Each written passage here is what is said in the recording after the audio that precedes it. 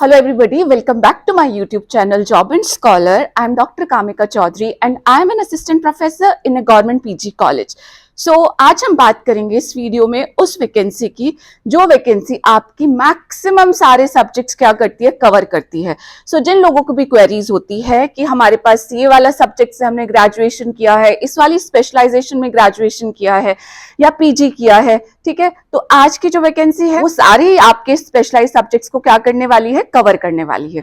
ठीक है, जो नंबर ऑफ वैकेंसीज आई हैं that also are very very good. 266 vacancies हैं, प्लस जो आपको डेजिग्नेशन दिया जाएगा ऑफिसर का, तो ऑफिसर स्केल 1 की वैकेंसीज है जो कि आपकी आई है national insurance company of India. We can see it is national insurance company of India limited and this company comes under your government of India undertaking. जिन लोगों को भी क्वेरीज होती है कि हमने सिर्फ ग्रेजुएशन किया है, वो चाहे बीए किया हो, बीकॉम किया हो या फिर आपने बीएससी किया हो, आप लोग किस तरीके की जॉब की प्रिपरेशन कर सकते हैं। एक्चुअली बहुत सारी जॉब्स हैं बेटा, but the thing is you need to prepare. ठीक है, अगर आप डोमेन स्पेसिफिक जाना चाहते हैं, आपको किसी पर्टिकुलर सब्जेक्ट में इंटरेस्ट है, then it is well and good.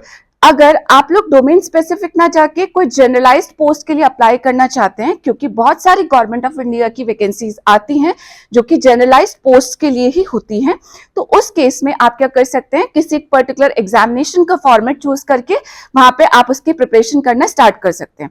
ठीक है, तो ये तो था कुछ कमेंट्स का आंसर। उसी के साथ में हम स्टार्ट करते हैं आज की इस वैकेंसी के सारे बेसिक डिटेल्स। राइट, तो सबसे पहले मैंने बता ही दिया है कि नंबर ऑफ पोस्ट कितनी है आपकी। There are 266 posts that have been released by the National Insurance Company Limited. And जो पोस्ट हैं वो सारी आपकी क्या है, डिवाइडेड है। डिवाइडेड कैसे हैं, कुछ आपकी स्पेशलिस्ट पोस्ट है एंड कुछ नंबर ऑफ पोस्ट आपकी जनरलाइज पोस्ट है। तो उसका सारा जितना भी बाइफर्केशन है वो हम लोग अभी चेक कर लेंगे। सबसे पहले इंपॉर्टेंट डेट्स चेक कर लेते हैं। ऑनलाइन रजिस्ट्रेशन स्टार्ट होंगे आपके 12 जून 2025 से। आज ही 12 जून 2025 है, तो ऑनलाइन रजिस्ट्रेशन आपके स्टार्ट हो गए हैं आज की तारीख से। ठीक है, last date for online registration आपकी क्या है, दैट इज योर 3 जुलाई 2025। इस तारीख तक आपको फीस जमा कर देनी है, फॉर्म जमा कर देना है, और एप्लीकेशन फीस की भी सेम डेट है। आप 12 जून से लेके 3 जुलाई तक दोनों डेज इंक्लूसिव में अपनी एप्लीकेशन फीस सबमिट कर सकते हैं। ठीक है, जो आपका सिलेक्शन होगा that will be on the basis of the online examination. Phase 1 का एग्जामिनेशन होगा आपका 20 जुलाई 2025, जो कि अब एक टेंटेटिव डेट है। एंड उसके बाद आपका कॉल लेटर्स की डेट भी दी गई है जो कि बाद में बताई जाएगी। एंड फेज 2 का एग्जामिनेशन जो होगा वो होगा आपका 31 अगस्त 2025, जो कि अगेन एक टेंटेटिव डेट है। मतलब मोस्ट प्रोबेबली इस तारीख के आसपास आपका एग्जामिनेशन हो जाएगा। ठीक है, तो ये तो सबसे इंपॉर्टेंट हमारे पास क्राइटेरिया है। क्राइटेरिया मतलब कि ये डेट्स है जिनके बारे में आपको पता होना चाहिए। अभी जो आपको ध्यान रखना है वो है कि आज से फॉर्म स्टार्ट हो गया है एंड 3 जुलाई तक आपको फॉर्म फिल करना है। ठीक है, अब वैकेंसीज का बाइफर्केशन देख लेते हैं। सबसे पहले स्पेशलिस्ट की वैकेंसी आई है। राइट, स्पेशलिस्ट की वैकेंसी किस किस में आई है, जिन भी कैंडिडेट्स ने एमबीबीएस किया हो, लीगल के जिनके पास एजुकेशन क्वालिफिकेशन हो, फाइनेंस में हो, इंफॉर्मेशन टेक्नोलॉजी, ऑटोमोबाइल इंजीनियर्स। ठीक है, एंड कुछ बैकलॉग वैकेंसीज भी हैं जो कि जिनके नंबर ये हैं, 6 वैकेंसीज के आसपास आपकी बैकलॉग वैकेंसीज है। राइट, कौन कौन से क्राइटेरिया में बैकलॉग वैकेंसीज चल रही हैं, MBBS, finance and automobile engineers. Total specialist की आपके पास कितनी पोस्ट है, you have got the 96 post in total for the specialised branches. Right, then we have the generalist discipline के अंदर हमारे पास पोस्ट है एंड वो कितनी नंबर ऑफ पोस्ट है, we have got 170 number of post into the generalised category. Right, तो अब हम देख लेते हैं कि एजुकेशन क्वालिफिकेशन क्या क्या है। सबसे पहले एजुकेशन क्वालिफिकेशन की डेट आपको पता होनी चाहिए कि 1/5/2025 के दिन तक आपके पास सारे proof of passing the qualifying examination होना चाहिए। ठीक है, इट इज नॉट नेसेसरी कि आपके पास डिग्री प्रेजेंट हो, बट एटलीस्ट 1/5/2025 को आपकी जो भी क्वालिफिकेशन होगी, जिस भी कार्डर का आप फॉर्म फिल करेंगे, वहां की आपके पास आपकी ग्रेजुएशन, पोस्ट ग्रेजुएशन या जो भी आपकी क्वालिफिकेशन है उसकी आपके पास एटलीस्ट मार्कशीट्स प्रेजेंट होनी चाहिए। Just remember this date also, 1/5/2025, ठीक है। तो इस तारीख तक आपके पास आपकी मार्कशीट्स प्रेजेंट होनी चाहिए। अब हम डिसिप्लिन स्पेसिफिक क्वालिफिकेशन देख लेते हैं। डॉक्टर्स या एमबीबीएस जो स्पेशलाइज्ड आपका जिसमें वैकेंसीज आई हैं, इस स्पेशलाइजेशन में जो वैकेंसीज आई हैं उसके लिए जो मिनिमम क्वालिफिकेशन मांगी गई है that is your MBBS, MD, MS और पीजी मेडिकल की degree from a recognised university, ठीक है। बाकी हमें पता ही है कि सारा आपका मेडिकल काउंसिल ऑफ इंडिया से आपकी डिग्रीज होनी चाहिए एंड सो ऑन।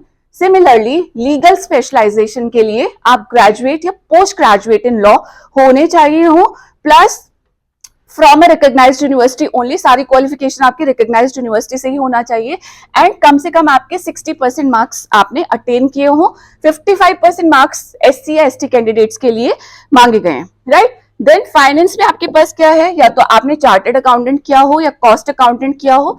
उसी के साथ साथ में अगर आप बीकॉम है सिर्फ, या फिर आपने बीकॉम के साथ साथ एमकॉम भी कर लिया है, उस केस में भी you are eligible to apply.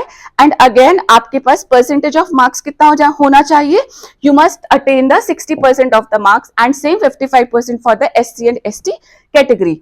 Now information technology specialisation में हमारे पास कौन कौन सी डिग्रीज एलिजिबल हैं, whether you have done the BE, BTech, ME, MTech in computer science, information technology, या फिर आपने MCA भी किया हो, then also you are eligible to apply for this information technology वाला specialization, ठीक है। Then we have the automobile engineering, उसमें भी आपने क्या किया हो, BE, BTech, ME, MTech in the कौन से specialization, ऑटोमोबाइल इंजीनियरिंग की ही स्पेशलाइजेशन में, ठीक है। सिमिलरली मतलब और करके दिया है कि अगर आपने ऑटोमोबाइल इंजीनियरिंग में नहीं किया है बी बीटेक एमई एमटेक, आपने क्या किया है B BTech ME MTech in any branch of the engineering, but उसके साथ में आपने डिप्लोमा किया है एटलीस्ट 1 ईयर का ऑटोमोबाइल इंजीनियरिंग में, then also you are eligible to apply for this post. Now journalist officer की जो 170 पोस्ट है उसके लिए क्या क्वालिफिकेशन मांगी गई है, उसके लिए जो क्वालिफिकेशन है दैट इज योर ग्रेजुएशन और the post graduation in any stream from a recognized university with at least 60% marks and 55% marks in the case of the SC or ST, right? So generalist officers जो बनेंगे उनके लिए सिर्फ graduate post graduate लिखा गया है, मांगा गया है एंड ग्रेजुएट पोस्ट ग्रेजुएट में कुछ भी साथ में आपका स्पेशलाइजेशन नहीं है, इसीलिए इनको क्या बोला गया है, जर्नलिस्ट ऑफिसर बोला गया। जर्नलिस्ट ऑफिसर में हमारा सारी ही ब्रांचेस, सारी ही डिग्री, सारी काइंड ऑफ द स्ट्रीम्स आ जाती है, चाहे वो बीए है, बीकॉम है, बीएससी है एंड सो ऑन, ठीक है। आपने सिर्फ ग्रेजुएशन किया है तभी भी आप इसी पोस्ट पे जाएंगे, उसके बाद अगर आपने पोस्ट ग्रेजुएशन कर लिया है then also you are going to apply for this particular post only, ठीक है। Now we will talk about age का क्राइटेरिया देख लेते हैं। एज के क्राइटेरिया में minimum age is your 21 years, check कर लेना, ठीक है, and maximum age is your 30 years. Calculate कब से करोगे, 1/5/2025 से आप कैलकुलेट करोगे। इसी डेट को आपका क्या होना चाहिए, इसी डेट तक आपके पास मार्कशीट्स प्रेजेंट होनी चाहिए एंड इसी डेट से आप अपनी एज को क्या करेंगे, कैलकुलेट करेंगे। 21 साल से लेके अगर 30 साल तक आप हैं और आपके पास ग्रेजुएशन पोस्ट ग्रेजुएशन की डिग्री है 60% मार्क्स के साथ, so go for this particular positions जो कि ऑफिसर स्केल 1 की पोजीशंस हैं ऑब्वियसली, ठीक है।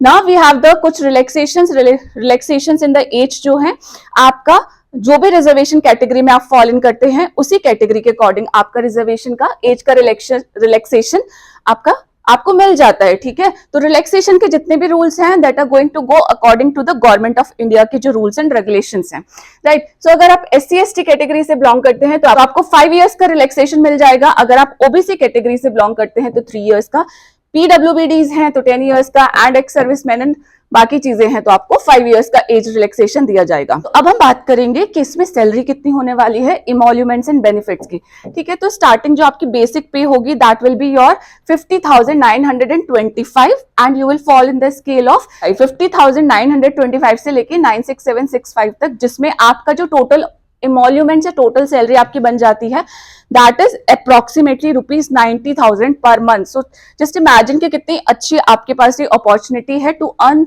दिस मच ऑफ मनी हर महीने, even after doing your BA, BCom, BSc और द ग्रेजुएशन लेवल ऑल्सो, ठीक है। तो जरूरत है तैयारी करने की, वैकेंसीज हमारे पास हैं, उसी के साथ साथ में इस सैलरी के साथ में आपको दूसरे बेनिफिट्स भी मिलेंगे। वो बेनिफिट्स क्या है कि आप न्यू पेंशन स्कीम के अंडर भी फॉलो इन करेंगे, आपको पीएफआरडीए भी मिलेगा, आपको ग्रेजुएटी भी मिलेगी, LTS, medical benefits, group personal accident insurance and so on. जो भी गवर्नमेंट ऑफ इंडिया के रेम्यूनरेशन और बेनिफिट्स होते हैं वो सारे आपको सैलरी के साथ में इस पर्टिकुलर पोजीशन के लिए दिए जाएंगे। ठीक है, अब हम बात करेंगे बेटा सिलेक्शन प्रोसीजर क्या होगी। तो सबसे पहले हमारे पास पार्ट ए ऑनलाइन एग्जामिनेशन होगा, एंड जो ऑनलाइन एग्जामिनेशन होगा वो 2 फेज में होने वाला है आपका। फेज 1 का एग्जामिनेशन, फेज 2 का एग्जामिनेशन। फेज 1 हो, फेज 2 हो, दोनों ऑनलाइन एग्जामिनेशन है। ठीक है, फेज 1 आपका क्या कहलाएगा, प्रीलिम एग्जामिनेशन कहलाएगा। ठीक है, वो प्रीलिम एग्जामिनेशन के बाद जब आप क्वालिफाई कर लेंगे तब आप दूसरा एग्जामिनेशन देंगे जो कि आपका होगा मेन एग्जामिनेशन, और उसके बाद आप क्या देंगे, उसके बाद आप इंटरव्यू देंगे। इंटरव्यू में सिलेक्टेड जो फाइनल कैंडिडेट्स होंगे वो फाइनली ऑफिसर स्केल 1 की पोस्ट पे जाके they will have that post, right.